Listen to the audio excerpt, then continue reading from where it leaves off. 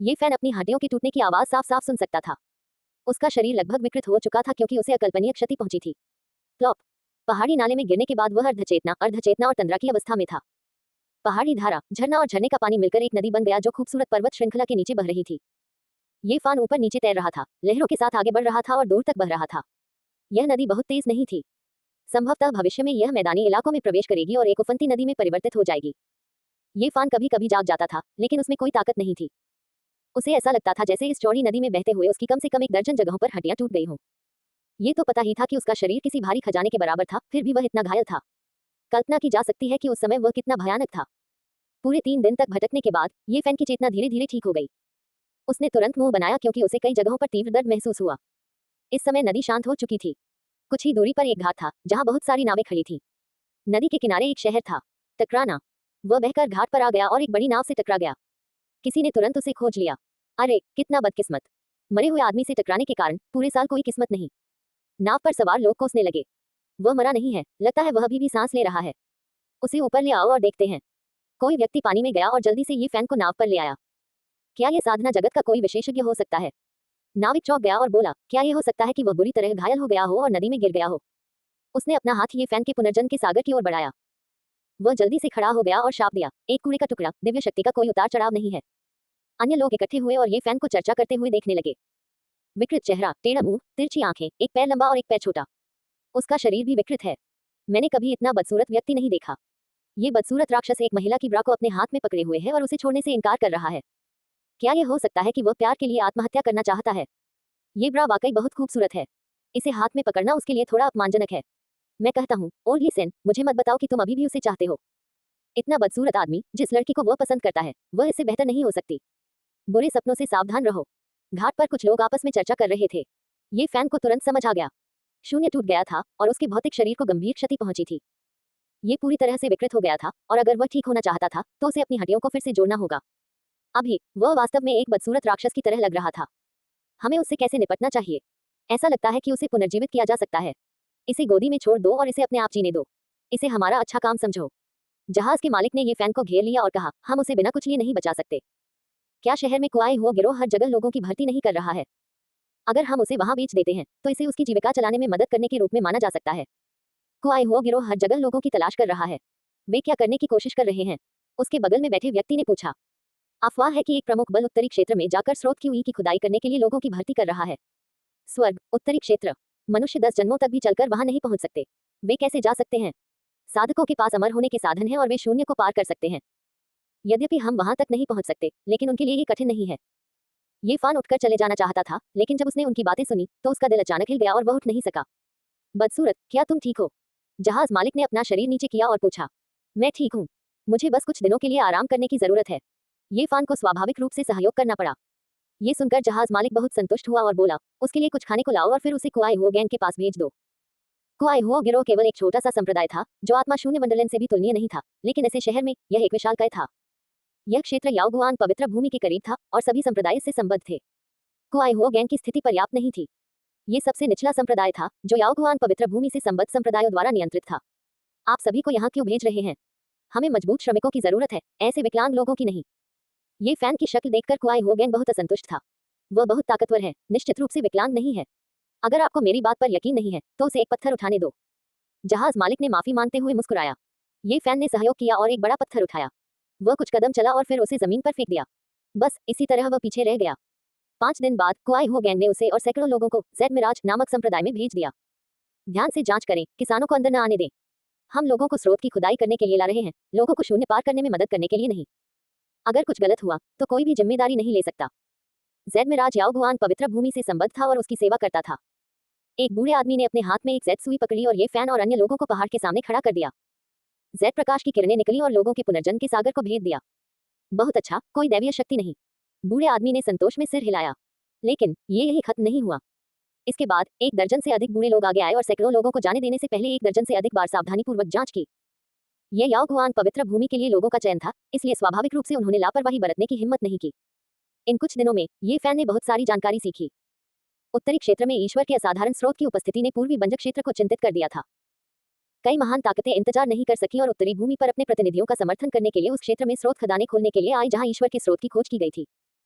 अनगिनत साल पहले प्राचीन वंश के विभिन्न पवित्र भूमि और वंश उत्तरी क्षेत्र में प्रवेश कर चुके थे और उनकी अपनी स्रोत खदानें थी।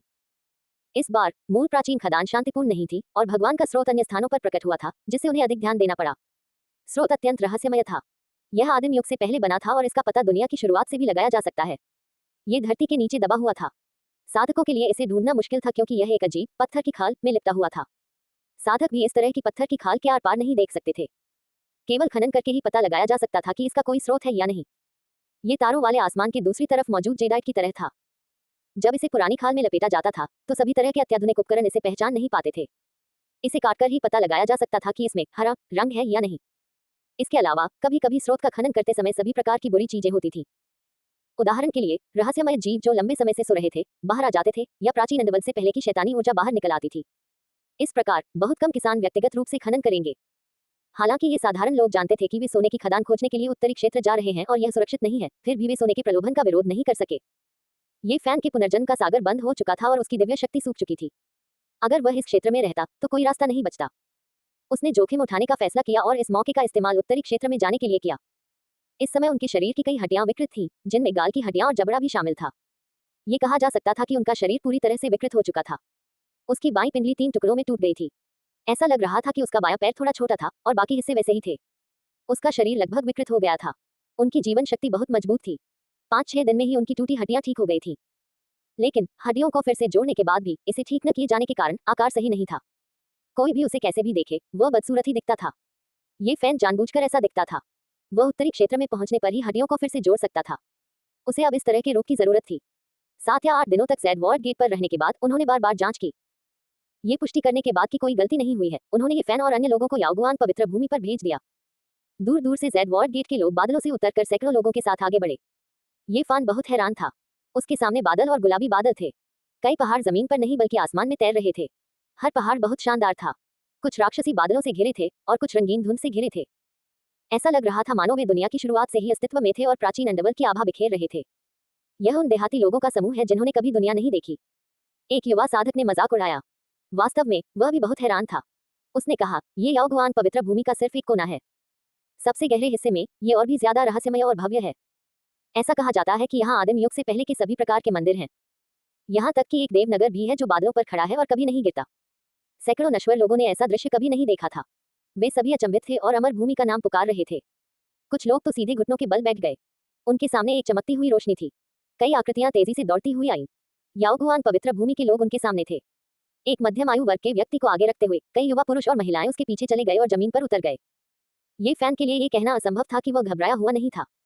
हालांकि उसे जोखिम उठाना पड़ा। वह दक्षिणी क्षेत्र में जीवित नहीं रह सकता था। सौभाग्यवश याओगुआन पवित्र भूमि में संतनी के अलावा कोई भी उन्हें नहीं जानता था। उन्हें लगा कि याओगुआन पवित्र भूमि की संत से मिलना उनके लिए असंभव था। ज़ेडवार्ड गेट के लोग जल्दी से आगे बढ़े और सम्मानपूर्वक झुके। अधेड़ उम्र के व्यक्ति ने हाथ हिलाकर उन्हें खड़े होने के लिए कहा। एक चमकदार रोशनी ने सैकड़ों लोगों को ढक लिया। अजीब ऊर्जा में उतार चढ़ाव हो रहा था। 1/4 घंटे के बाद रोशनी गायब हो गई। अधेड़ उम्र के व्यक्ति ने सिर हिलाकर कहा, कोई बात नहीं, इसमें कोई दैवीय शक्ति नहीं है। ये सुनकर ये फैन ने एक लंबी सांस ली। उसी समय उसका दिल डूब गया। दिव्य उपहार पाउडर इतना भयानक था कि यह अस्थायी रूप से उसकी दिव्य शक्ति को सुखा सकता था। यहाँ तक कि एक शक्तिशाली साधक भी इसे नहीं देख सकता था। क्या वह फिर भी ठीक हो सकता था? अधेड़ उम्र के किसान ने अपनी आस्तीन हिलाई। अचानक आसमान ढक गया और सैकड़ों लोग उसकी ओर आकर्षित हो गए। सैकड़ों लोग आश्चर्य से चिल्ला उठे। इस तरह की गुप्त तकनीक ने उन्हें बहुत हैरान कर दिया। हालांकि कुछ ही देर बाद उन्हें फिर से सूरज दिखाई दिया। वे आसमान में तैरते एक बड़े द्वीप पर दिखाई दिए। उनके चारों ओर कोहरा छाया हुआ था और बादल ऊपर नीचे हो रहे थे।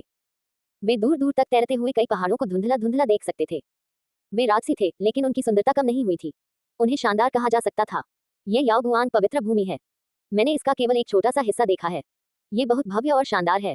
कोई आश्चर्य नहीं कि इसे पवित्र भूमि कहा जाता है। ताइक्सुआन काफी बड़ा है, लेकिन इसकी तुलना इससे नहीं की जा सकती। ये फैन ने आह भरी। वह वास्तव में जानना चाहता था कि याओगुआन पवित्र भूमि की गहराई में विभिन्न प्राचीन मंदिर कितने शानदार हैं। वह उस अमर शहर को देखना चाहता था जो कभी नहीं गिरेगा। हालांकि वह अपनी मर्जी से कुछ नहीं कर सकता था। अभी वह सिर्फ एक नश्वर प्राणी था जो स्रोतों की खोज में लगा हुआ था। अचानक ये फैन की अभिव्यक्ति जम गई। तैरते हुए द्वीप पर एक महिला उतरी। वह दूसरी दुनिया की और बेहद परिचित थी। उसने नीले रंग का लबादा पहना हुआ था और वह लुढ़कती ओस की बूंदों के साथ एक सफेद कमल की तरह दिख रही थी। वह बर्फीले पहाड़ पर बर्फ के कमल की तरह भी दिख रही थी। वह एक ताजा और प्राकृतिक एहसास दे रही थी। वे ये फैन चौंक गया। उसने एक पुराने दोस्त को देखा था। वे शून्य आत्मा वंडरलैंड से आई थी। वह वही थी जिसने ये फैन, पैंगो और अन्य लोगों को बंजर प्राचीन निषिद्ध भूमि के बाहर जंगल से बाहर निकाला था। अफवाह थी कि वह बहुत प्रतिभाशाली थी और 1000 सालों में शायद ही कभी देखी गई हो।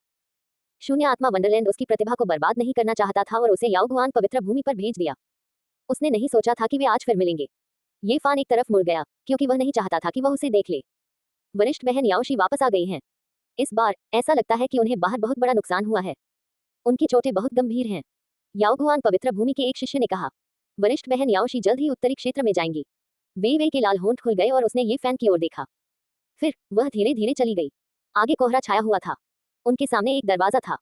सभी लोगों को वहां से गुजरना था और एक बार फिर उनकी जांच की जानी थी। सैकड़ों लोगों के अलावा यहाँ हजारों लोग इंतजार कर रहे थे। सब एक एक करके निकल गए और कुछ नहीं हुआ। इससे ये फैन ने राहत की सांस ली। मुझे उत्तरी क्षेत्र जाना है। आज मैं अपने साथ लोगों का एक समूह लेकर आऊंगा। द्वीप के बीच में एक ऊंचा मंच था। ये पूरी तरह से जुबान जैद से बना था और चमक रहा था। हरे रंग के कपड़े पहने एक बूढ़ा आदमी उसके पीछे कुछ युवा शिष्यों के साथ खड़ा था। अलविदा आदरणीय बुजुर्ग। वे और अन्य लोगों ने मंच के नीचे झुककर अभिवादन किया। वूश। हरे रंग के कपड़े पहने बूढ़े व्यक्ति ने अपनी आस्तीन लहराई और सभी हजारों लोग उसकी आस्तीन में समा गए। फिर जुबान जेड प्लेटफॉर्म आसमान में उछला और गेट खुल गया। वह अंदर चला गया और युवा लोग उसके पीछे चले गए। याओगुआन पवित्र भूमि की गोद में ले जाने के बाद ये फैन ने राहत की सांस ली। वह उत्तरी क्षेत्र में प्रवेश करने वाला था। इस बार वह आखिरकार दक्षिणी क्षेत्र से निकल गया था।